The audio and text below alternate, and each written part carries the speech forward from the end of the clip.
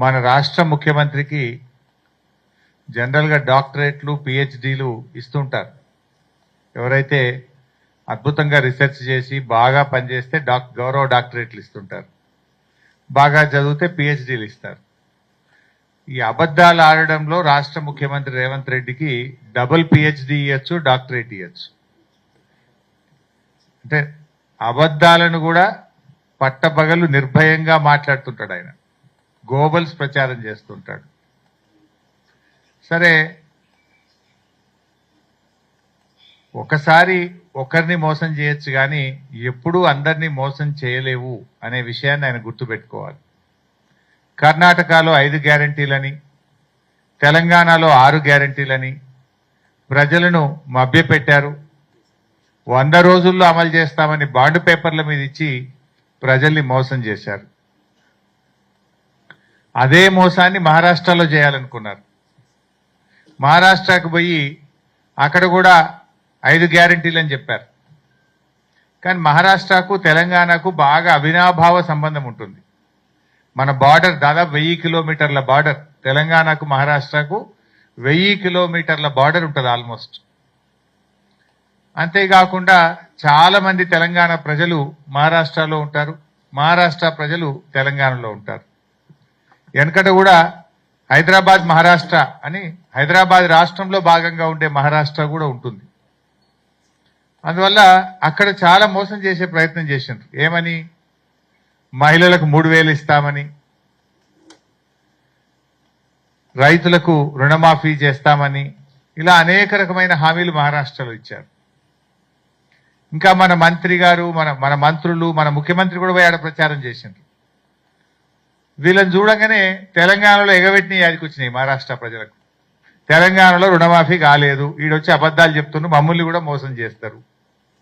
తెలంగాణలో మహిళలకు 2500 ఇస్తామని మోసం చేసిండ్రు, వీళ్ళు ఇక్కడ 3000 ఇస్తామని మోసం చేస్తుందని ఈ రేవంత్ రెడ్డో, ఉత్తమ్ కుమార్ రెడ్డో, కోమటిరెడ్డి గారో వీళ్ళందరూ ఆడ ప్రచారానికి పోయింది. వీళ్ళు మేమంతా తెలంగాణలో ఎగబెట్టినాం, తెలంగాణలో మోసం చేసినాం, మీకు కూడా చేస్తామని చెప్పనీకి పోయింది వీళ్ళు. మహారాష్ట్ర ప్రజలు ఈ 6 గ్యారంటీల మోసాల్ని గ్రహించింది కనుకనే కాంగ్రెస్ పార్టీకి గుణపాఠం చెప్పిండ్రు. అయిందా రుణమాఫీ? 101 దేవుళ్ళ మీద ఒట్టు పెట్టి రుణమాఫీ విషయంలో రైతుల్ని మోసం చేసిన వ్యక్తి మన రాష్ట్ర ముఖ్యమంత్రి రేవంత్ రెడ్డి గారు. ఇంకా తెలంగాణలో మోసం చేసింది జాలదు, మహారాష్ట్ర ప్రజల్ని కూడా మోసం చేస్తామని ఆడ ప్రచారం చేయబోయింది. వాళ్ళు అన్ని గ్రహించిండ్రు. ఇక్కడ మహిళలకు 2500 రాలేదు, వృద్ధులకు 4000 పెన్షన్ రాలేదు, రైతు భరోసా 1500 రాలేదు, రుణమాఫీ జరగలేదు, బోనస్ బోగస్ అయిపోయింది, తులం బంగారం అందలేదు. అన్ని విషయాలు అర్థమైనాయి కనుకనే మహారాష్ట్రలో కాంగ్రెస్ పార్టీ గుణపాఠం చెప్పింది.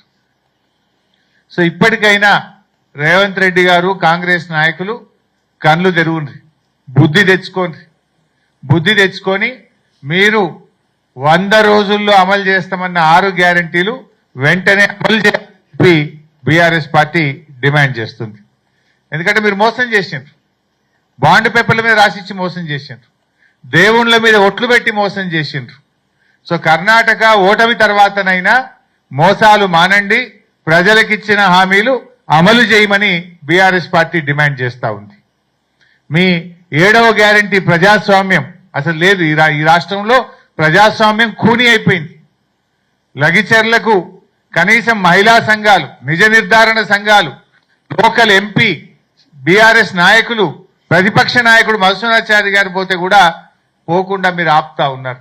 అంటే ప్రజాస్వామ్యం లేకుండా అయిపోయింది రాష్ట్రంలో.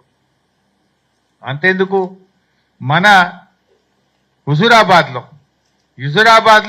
కేసీఆర్ గారు దళిత బంధు పథకం లాంచ్ చేశారు. మనము